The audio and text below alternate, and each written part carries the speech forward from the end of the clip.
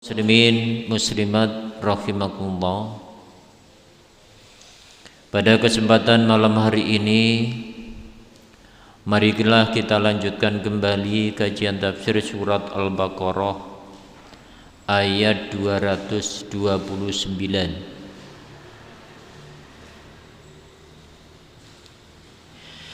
A'udzu billahi minasy syaithanir rajim. At-talaqu marratan fa imsakum bima'rufin aw tasrihum biihsan.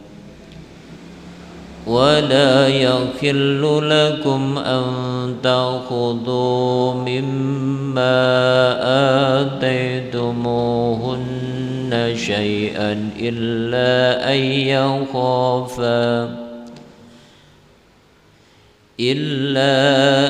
يخافا ألا يقيما حدود الله فإن خفتم ألا يقيما حدود الله فلا جناح عليهما فيما ابتدت به تلك حدود الله فلا تعتدوها ومن يتعد حدود الله فأولئك هم الظالمون.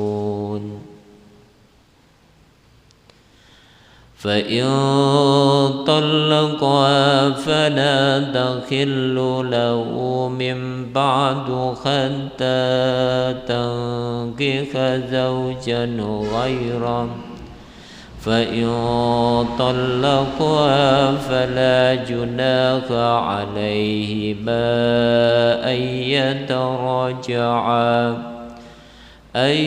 يتراجعا إن ظنا أن يقيما حدود الله وتلك حدود الله يبينها لقوم يعلمون.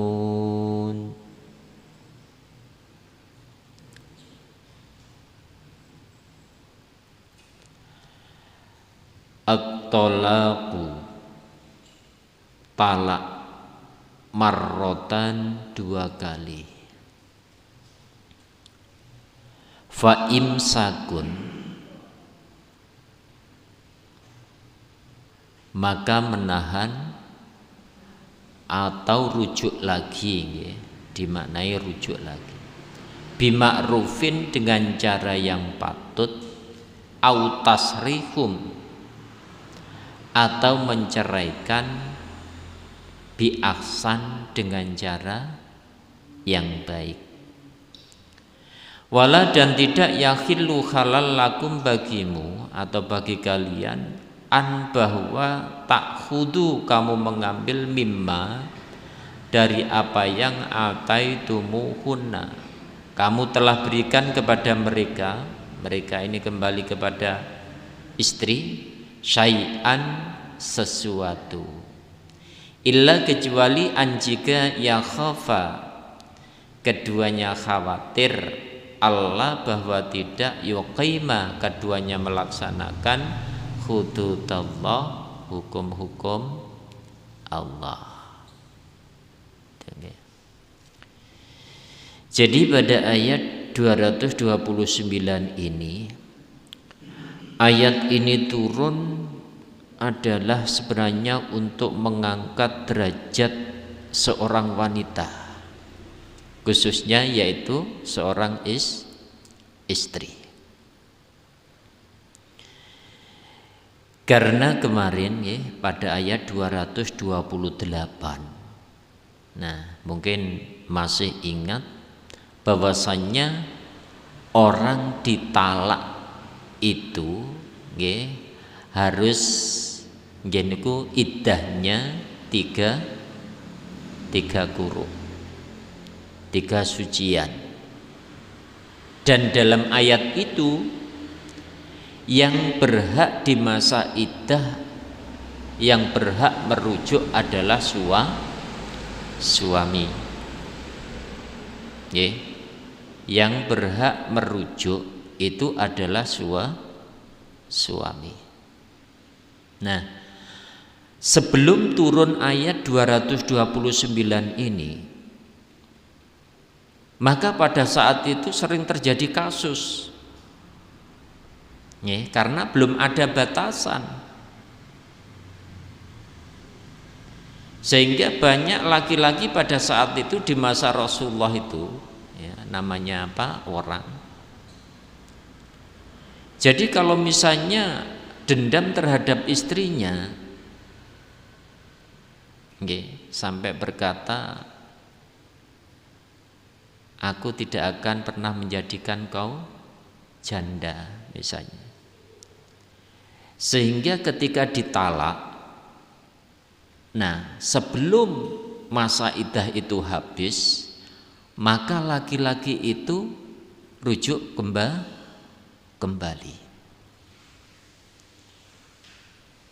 Dan itu dilakukan bahkan berkali-kali, bahkan sampai misalnya 100 kali pun, itu tetap, karena belum ada batasan pada saat itu.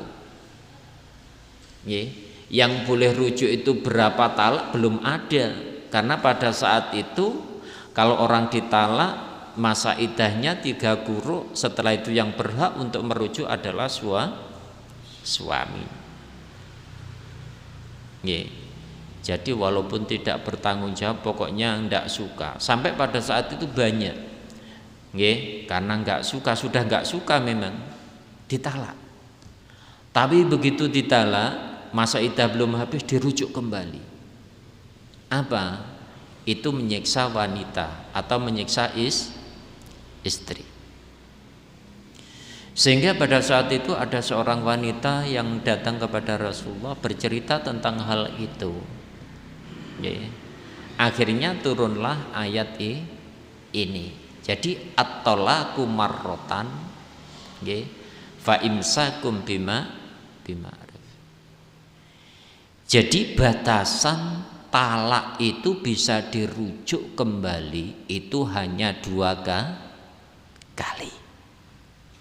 Talak pertama misalnya, setelah itu rujuk, setelah itu talak kedua rujuk, boleh. Tapi kalau talak ketiga nanti ada ayatnya, itu tidak boleh. Jadi batasnya talak itu hanya 2 kali yang bisa dirujuk.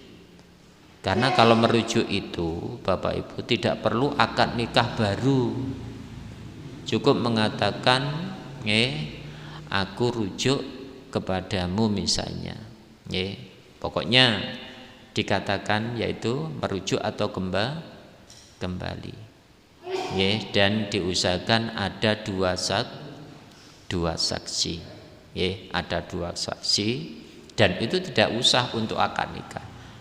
Tapi sekarang itu banyak berlaku di masyarakat, talak 1, talak 2 itu mesti akad nikah.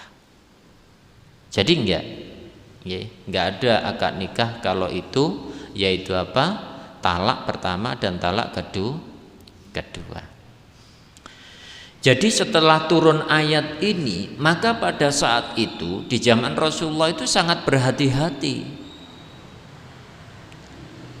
Karena kalau seandainya ayat ini tidak turun, maka setiap pria atau laki-laki itu akan sembrono. Dadi nalak istrinya itu koyok nopo, koyok segojangan, bendino ditalaki.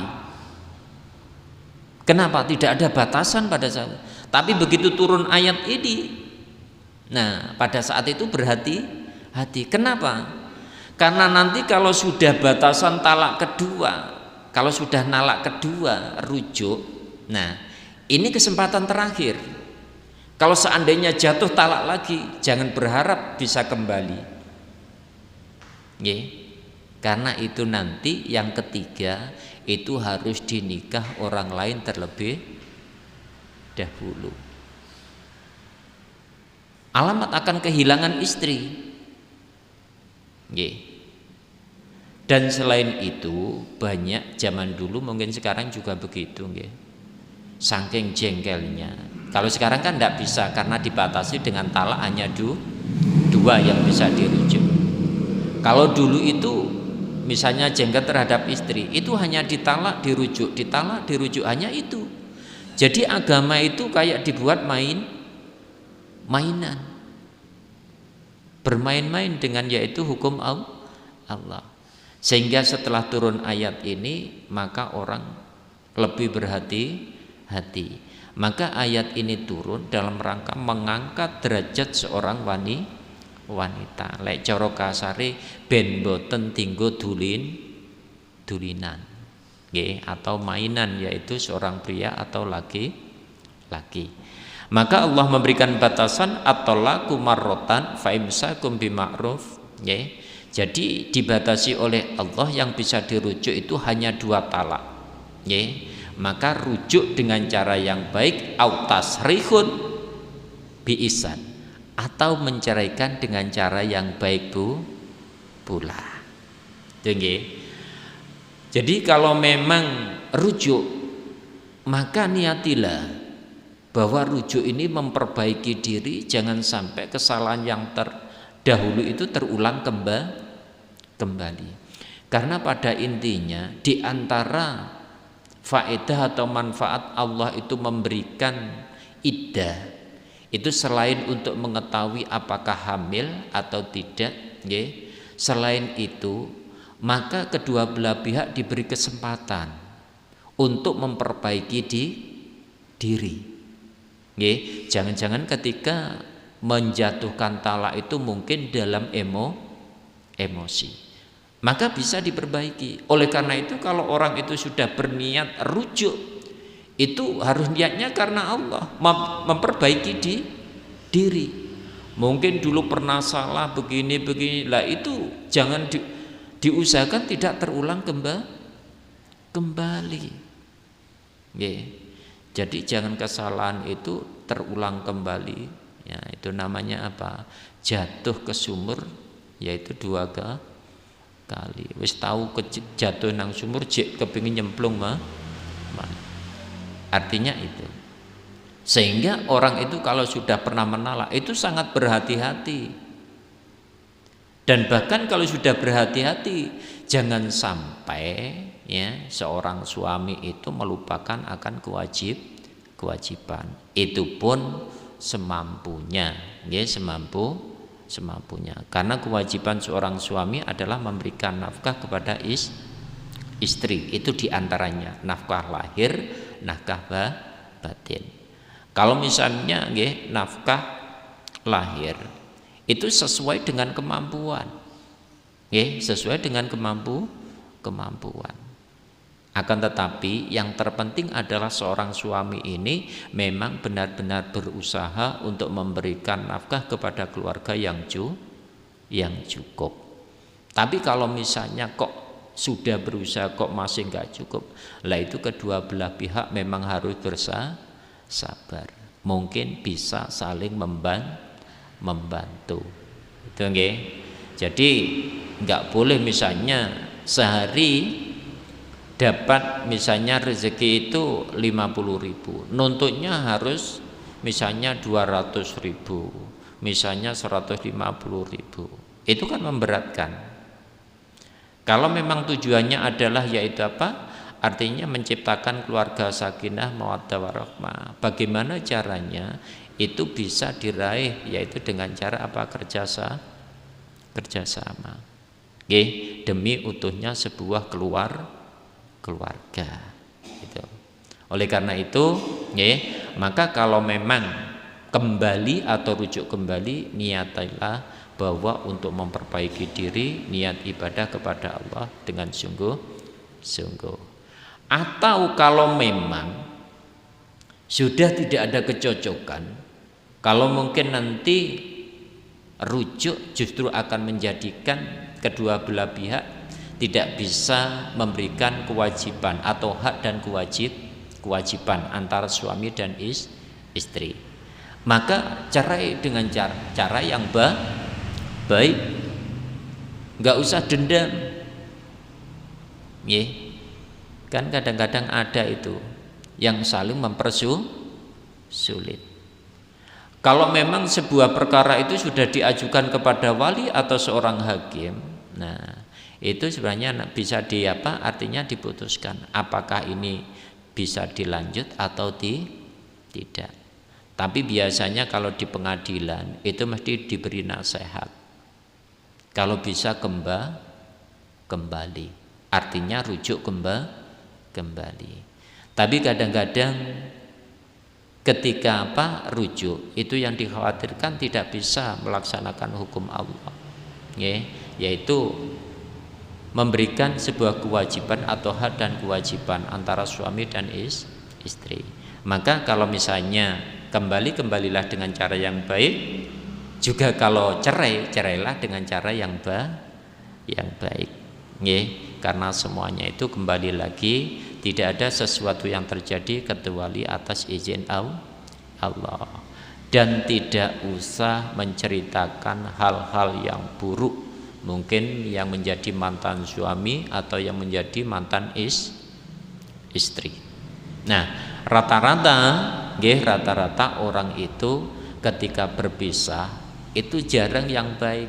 Mesti nanti di sana yang suami menceritakan kejelekan istrinya, yang istri menceritakan kejelekan suaminya atau mantan suami. Oleh karena itu adalah tidak boleh. Kalau memang cerai ya cerai saja, nggak usah menceritakan hal-hal yang memang itu menjadi aib dari kedua belah pihak. Itu atau kalau perlu tetap senantiasa bersaudara, apalagi kalau sudah punya putra putri. Nah, itu. Wala dan tidak yakhillu halalakum bagi kalian an bahwa ta'khudhu kamu mengambil mimma dari apa ataitumuhunna kamu telah berikan kepada mereka berupa mas kawin sayan sesuatu. Itu Jadi tidak boleh mengambil mas kawin untuk suami, kecuali kalau memang sang istri itu merelakan. Itu disebutkan di dalam surat An-Nisa, insya Allah ada. Jadi biasanya kalau orang dulu mas kawin atau mahar itu benar-benar tidak boleh dimakan oleh suami. Misalnya setelah pengantin baru ternyata mau usaha tidak punya modal, maka itu kalau istri merelakan itu boleh. Tapi kalau istri tidak merelakan tidak boleh dipaksa. Jadi kerelaan. Kalau memang rela monggo mboten napa. Tapi kalau memang tidak rela tidak boleh, jangan dipaksa untuk mengambil yaitu mas kawin atau mahar. Makanya kalau orang dulu istri itu atau seorang wanita ketika mendapatkan mahar itu disuruh menghabiskan sendiri biar tidak dimakan oleh suami. Karena memang asalnya memang tidak boleh. Tapi kalau istri itu merelakan, ya juga tidak apa-apa. Atau mungkin kadang-kadang suami menghutang. Kalau memang hutang ya harus dikembalikan karena hutang. Illa kecuali anjika ya khofa keduanya khawatir Allah bahwa tidak yuqima keduanya melaksanakan hududallah hukum-hukum Allah. Nah ini fa'in maka jika khiftum kamu khawatir Allah bahwa tidak yuqima keduanya melaksanakan hududallah hukum-hukum Allah fala junaka maka tidak berdosa alaihima atas keduanya fima tentang apa iftadat ia atau istrinya membayar tebusan bihi dengannya. Nah, maksudnya ngeten nggih. Jadi kalau misalnya nggih, kedua belah pihak itu dikhawatirkan tidak bisa melaksanakan hukum-hukum Allah. Kalau misalnya rujuk itu nggih. Nah, khawatir yang istri tidak bisa memberikan kewajiban kepada suami, suami juga begitu tidak bisa memberikan kewajibannya terhadap istri misalnya. Nah, kalau sudah demikian, nah kadang-kadang kan ada itu laki-laki tidak mau, yaitu menolak. Maka wanita boleh gugat cerai istilahnya, atau dalam agama disebut khulu, talak tebus. Jadi menggugat tenggane pengadilan, biasanya kalau gugat itu biasanya yang bayar membiayai adalah wanita. Tapi kalau sudah khulu, atau yaitu gugat cerai, maka wanita itu wajib mengembalikan apa yang pernah diberikan. Niku syaratnya. Kalau gugat cerai, dulu pernah diberikan apa? Misalnya emas 1 kilo, misalnya, berarti harus mengembalikan yaitu emas 1 kilo. Atau selain mas kawin atau mahar, kadang-kadang istilahnya orang Jawa itu ada napa? Peniset nggih. Penisetan napa niku? Pemberian niku lho nggih. Itu juga dikembalikan. Karena dulu pernah pada zaman Rasulullah itu ada seorang sahabat. Ada sahabat menikahi seorang wanita. Ternyata pada saat itu entah karena sebab apa, penyebabnya ini macam-macam. Karena memang tidak suka. Akhirnya datang kepada Rasulullah. Akhirnya begini, wanita ini disuruh, kalau kamu mengembalikan apa yang pernah diberikan, ya Rasulullah, masih utuh. Waktu itu diberikan yaitu apa? Kebun kurma kalau tidak salah. Itu dikembalikan. Dikembalikan. Itu namanya napa? Khulu atau gugat cerai. Maka boleh diambil. Kalau memang yaitu apa yang menggugat itu adalah wanita. Tapi sebenarnya kalau misalnya kedua belah pihak itu memang sudah tidak mampu menjalankan hukum-hukum Allah, cara keluarga itu gimana? Kadang-kadang ada sekarang, iya tetap menjadi suami istri, tapi kewajiban, hak dan kewajiban itu tidak pernah terpenuhi di dalam yaitu keluarga. Ada suami istri itu yang kumpul serumah, tapi nafkahnya cari sendiri, itu ada. Sang istri cari nafkah sendiri, suami cari nafkah sendiri. Kalau sudah demikian, yang jadi korban kan anaknya. Kalau anaknya sudah besar, bisa kerja, ya cari sendiri. Tapi kalau misalnya masih kecil, nah ini namanya hak dan kewajiban di dalam keluarga tidak bisa terpenuhi. Maka sebenarnya diciptakan sebuah keluarga bukan itu tujuannya. Tercipta keluarga sakinah, mawaddah warahmah itu dalam rangka apa? Memenuhi hak dan kewajiban, saling memahami, saling pengertian. Karena kadang-kadang ada ketika seorang suami tidak mampu memberikan kewajiban, ada yang menyadari istri menerima dengan lapang hati juga ada. Begitu pula sebaliknya, istri tidak bisa memberikan kewajiban sepenuhnya, maka ada seorang suami yang memang mampu menerima. Kalau memang kedua belah pihak saling dan mampu menerima, itu tidak apa-apa. Tapi kalau sudah tidak terima karena memang butuh antara hak dan kewajiban itu harus terpenuhi, maka kalau bisa yang menyerai itu adalah yaitu laki-laki. Karena memang hak cerai itu berada pada laki-laki. Jadi kalau gugat cerai itu kalau menurut riwayat, maka yaitu masa iddahnya hanya 1 haid. Tidak sama dengan yaitu cerai yang memang yaitu dari laki-laki. Tidak sama. Itu namanya khulu atau gugat cerai. Dan sekarang banyak. Banyak. Bahkan kadang-kadang masa iddahnya belum habis.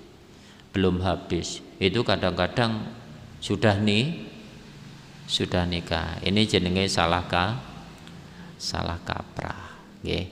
Tapi kalau di dalam pengadilan, meskipun itu gugat cerai kayaknya masa iddahnya kayaknya sama kayaknya. Jadi yaitu biasanya karena nunggu yaitu turunnya surat dari pengadilan. Itu biasanya tidak diberikan sebelum masa iddah itu selesai. Kenapa? Karena khawatir pihak pengadilan. Kalau diberikan langsung itu sebenarnya kan bisa. Tapi kalau diberikan langsung, banyak orang yang ngerti, bahkan kadang-kadang sudah ngerti itu tetap dilanggar. Masa iddah masih berlaku, dia sudah nikah dengan orang lain. Nah, kalau memang kedua belah pihak dikhawatirkan tidak bisa melaksanakan hukum-hukum Allah, maka boleh wanita niku gugat cerai atau khulu. Bahkan menurut Imam Syafi'i, meskipun tidak ada masalah itu boleh. Tapi ada sebuah hadis, kalau wanita itu minta cerai tanpa sebab, kata Nabi, orang itu tidak akan pernah mendapatkan baunya surga. Minta cerai tanpa sebab, tidak ada masalah, ujuk-ujuk minta cerai. Misalnya kewajiban suami sudah terpenuhi, tadi nafkah lahir batin sudah terpenuhi, segalanya terpenuhi, ternyata minta cerai gara-gara kurang ganteng misalnya, karena memandang yang lain ada yang lebih ganteng. Nah, wanita seperti itu maka tidak akan pernah mendapatkan yaitu bau surga. Oleh karena itu para ulama jadi kalau orang itu khulu atau gugat cerai itu sebenarnya kembali kepada ayat ini. Kalau sekiranya kedua belah pihak ini tidak dikhawatirkan tidak bisa menjalankan hukum Allah, menunaikan hak dan kewajiban, maka boleh wanita yaitu gugat cerai atau khulu. Itu Bahkan ada hadis yang lain itu bahkan disebut orang itu termasuk munafik.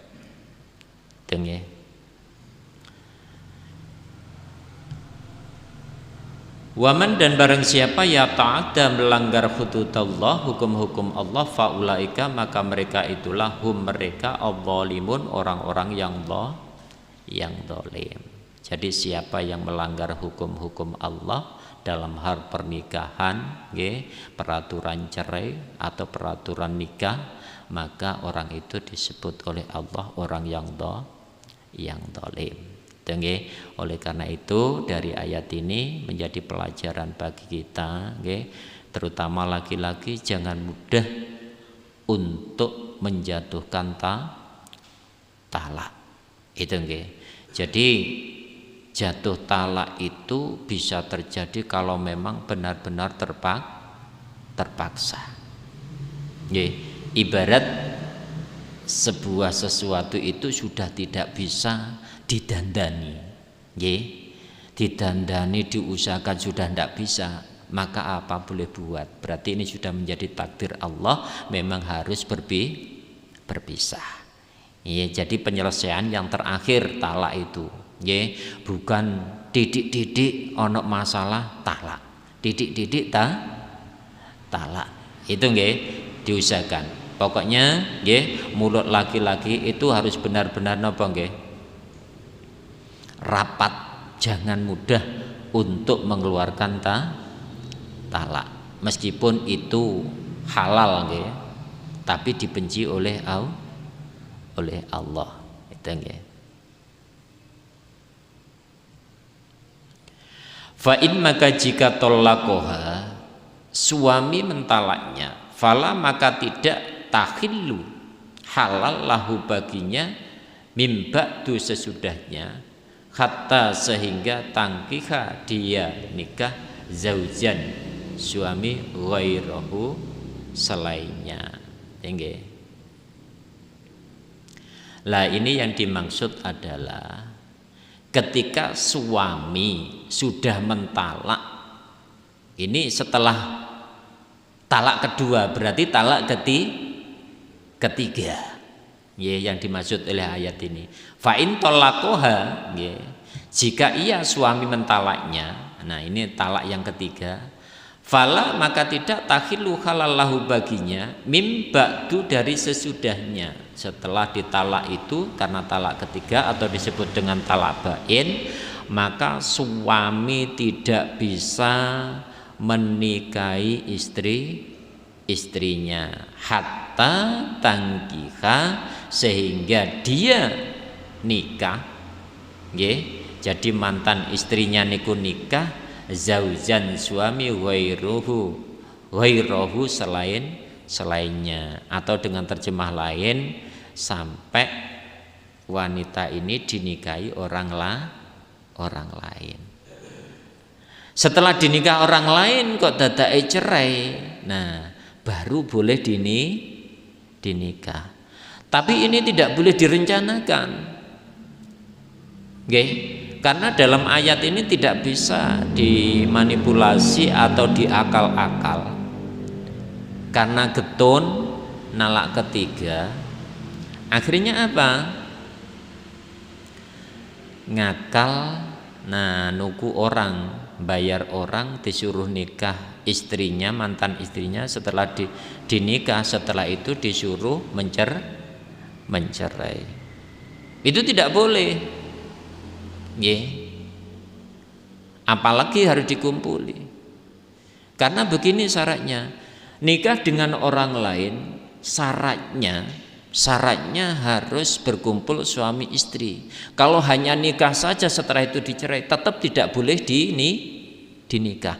Atau tidak nikah tapi hubungan gelap, itu juga tidak bisa dinikah.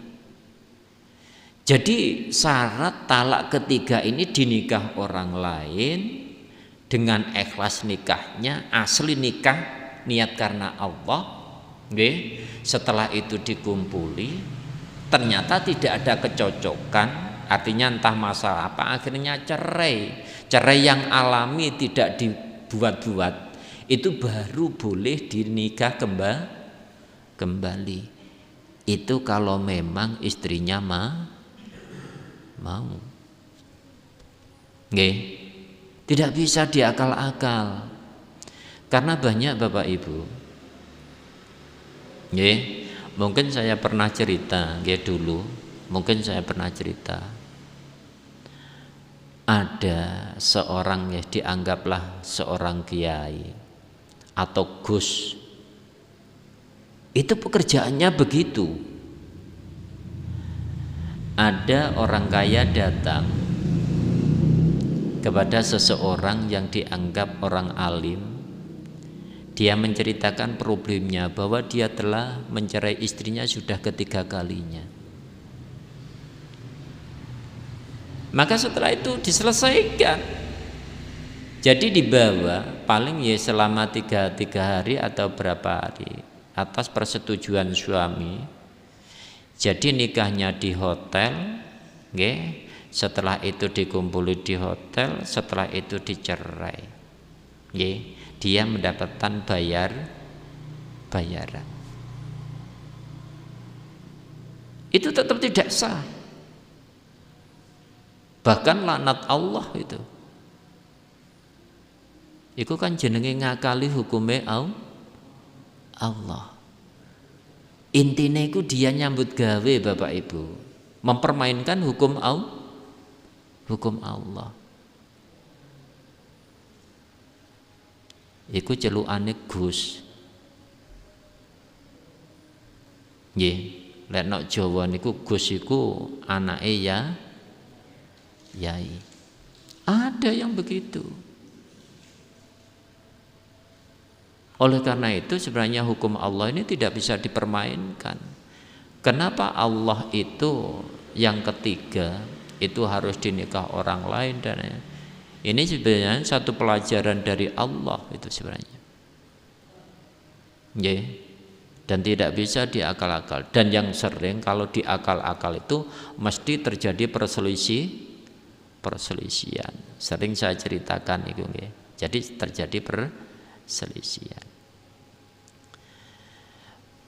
Fa'in kemudian jika tolakoha dia suami lain, nah suami yang sudah menikahi itu tolakoha mencerainya, fala maka tidak junakan berdosa alaihima atas keduanya ayyata roja'a bahwa keduanya rujuk kembali. Tuh nggih.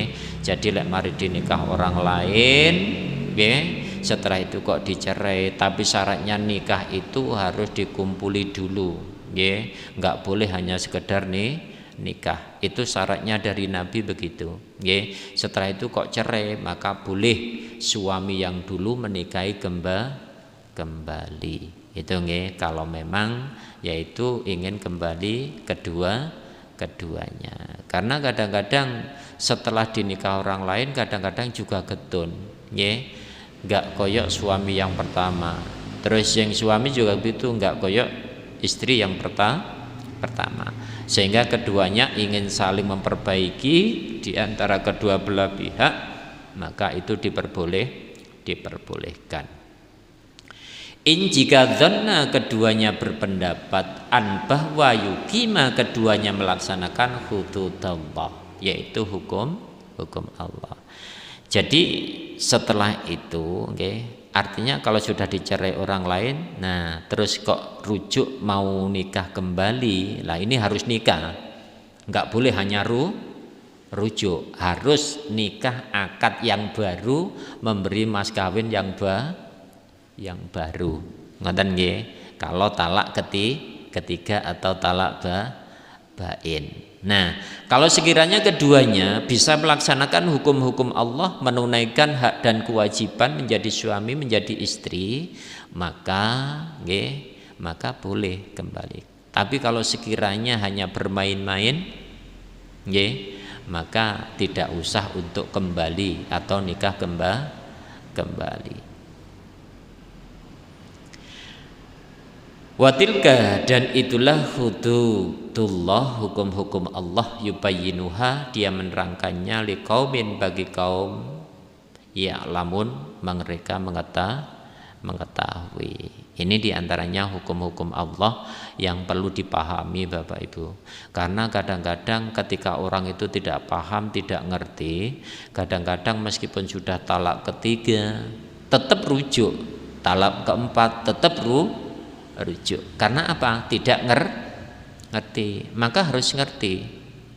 Harus ngerti. Oleh karena itu biasanya ini di dalam pengadilan agama, nah itu biasanya juga disosialisasikan agar masyarakat ini ngerti akan hukum Islam dengan cara yang sangat sederhana.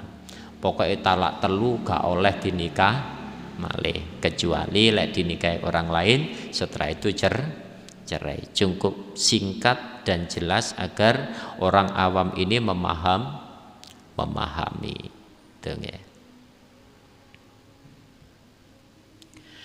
Wa idza dan apabila tolaktum kamu menalak an-nisaa istri-istri fabalagna lalu dia sampai ajalahunna masanya faamsikuhunna maka tahanlah, rujuklah mereka bima'ruf dengan cara yang baik.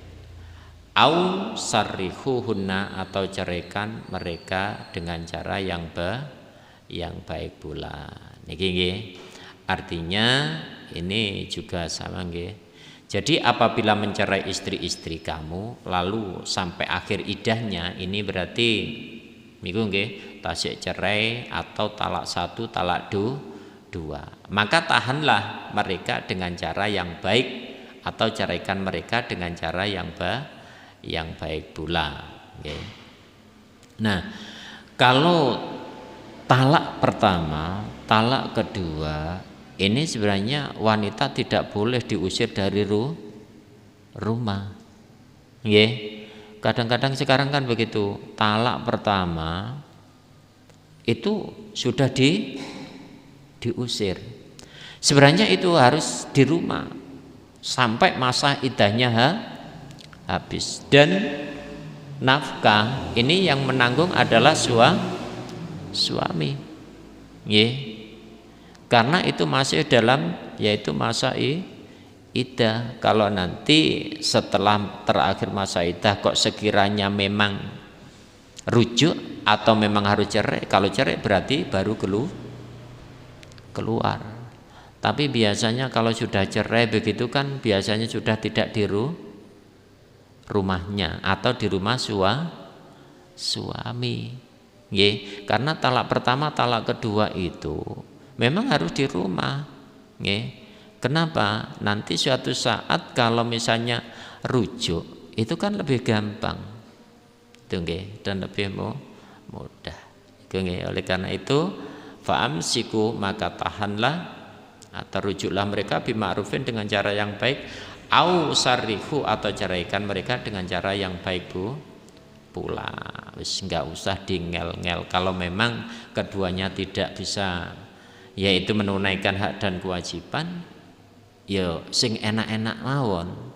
Keduanya sing penak memang tujuannya cerai ya cerai. Ngoten mawon. Mboten nate ngangel. Kadang-kadang sekarang kan begitu. Situ ngangel tujuannya macem-macem orang itu nggih. Wala, dan jangan tamsikuhunna, kamu tahan mereka diroron untuk memberi kemudorotan, litak tadu, karena kamu melewati batas atau menganiaya. Jadi tujuannya menahan atau merujuk kembali itu jangan membuat mudorot. Tujuannya menyakiti, tujuannya menyiksa dan lain sebagainya. Tidak boleh. Kalau memang rujuk berarti tujuannya ibadah kepada Allah, harus memperbaiki diri, harus bisa yang lebih baik dibandingkan dengan dahulu. Kalau tujuannya adalah menyiksa, mungkin dirujuk tapi tidak diberi nafkah, dirujuk ternyata KDRT dan lain sebagainya, maka itu dilarang oleh Allah. Waman, dan barang siapa yaf'al, ia berbuat dalika demikian, faqat, maka sungguh zolama nafsah, ia menganiaya dirinya, sama dengan menganiaya dirinya, sama dengan orang itu menyerumuskan dirinya ke dalam api neraka. Karena tujuan pernikahan bukanlah saling menyiksa, saling menjatuhkan, akan tetapi di situ ada tujuan agar menjadi keluarga sakinah, mawaddah, warahmah, cinta, kasih sayang, tentram, damai, saling pengertian, saling memahami, bahkan saling menutup kekurangan di antara keduanya. Itu tujuannya. Wala, dan jangan tatakhidu, kamu jadikan ayatillah, ayat-ayat Allah hujuan, permainan. Karena ayat Allah nikah itu bukan permainan, maka jangan dibuat permainan. Ini kalau di dalam hadis dikatakan nikah main-main, cerai main, tidak boleh. Nikah ya harus nikah. Paling koyok nyanyiannya sinten niku. Kan enten nggih rumiyin niku judule lagu napa kawin-kawinan. Itu kan gak bener itu. Nggih. Oleh karena itu tidak bisa ayat-ayat Allah ini dibuat main-main. Harus dijalani dengan sungguh-sungguh karena di situ ada manfaat yang cukup luar biasa bagi orang yang menjalani, khususnya orang-orang yang beriman dan bertakwa kepada Allah. Jadi Allah menentukan sebuah hukum itu mesti ada maslahat, kebaikan bagi manusia. Justru kalau menghindari hukum Allah maka akan terjadi mudarat, kerusakan. Nggih. Maunya manusia kan boten diikat dengan pernikahan bebas.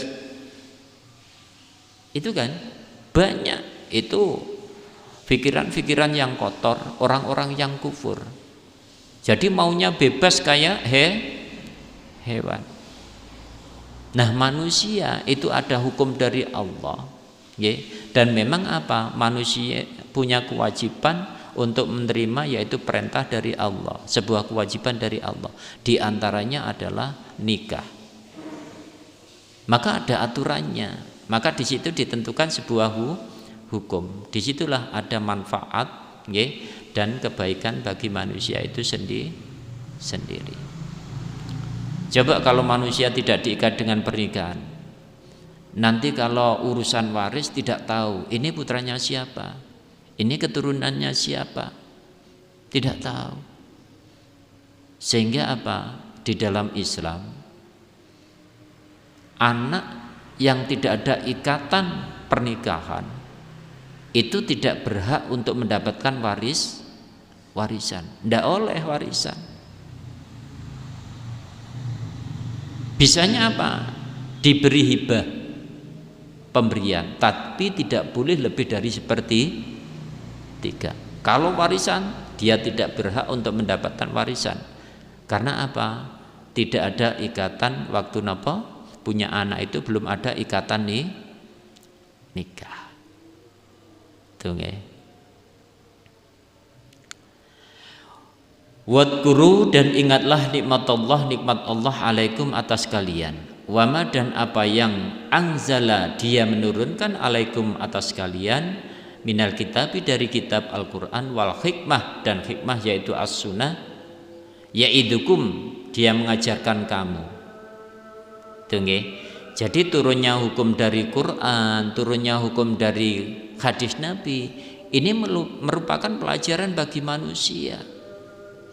Jadi manusia itu diatur dengan sebuah hukum agar manusia ini tertata, tidak hidup bebas kayak di apa?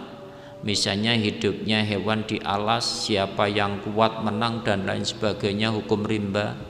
Tapi diatur. Itulah bedanya antara manusia dan hewan. Oleh karena itu manusia dibekali oleh Allah akal agar mampu membedakan mana yang benar dan mana yang salah. Wattaqullah, dan bertakwalah kepada Allah, wa'lamu, dan ketahuilah annallah, sesungguhnya Allah bikulli syai'in, terhadap sesuatu alim, mengetahui. Nah, ini nggih.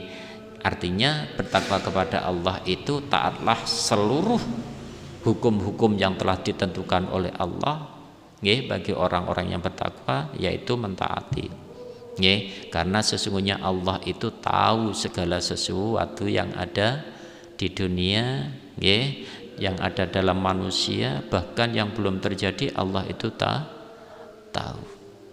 Oleh karena itu ini sebuah perintah dari Allah, wattaqullah, bertakwalah kepada Allah, taatlah kepada Allah seluruh hukum-hukum yang telah ditentukan oleh Allah, agar apa? Manusia mendapatkan manfaatnya dan mendapatkan pelajaran dari semua hukum-hukum yang telah diturunkan oleh Allah kepada manusia.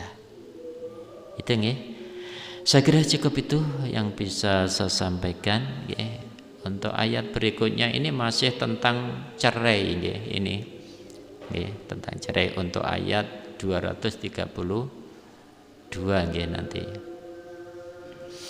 Saya kira cukup. Marilah kita akhiri dengan bacaan alhamdulillah bersama. Alhamdulillahirabbil alamin. Wassalamualaikum warahmatullahi wabarakatuh.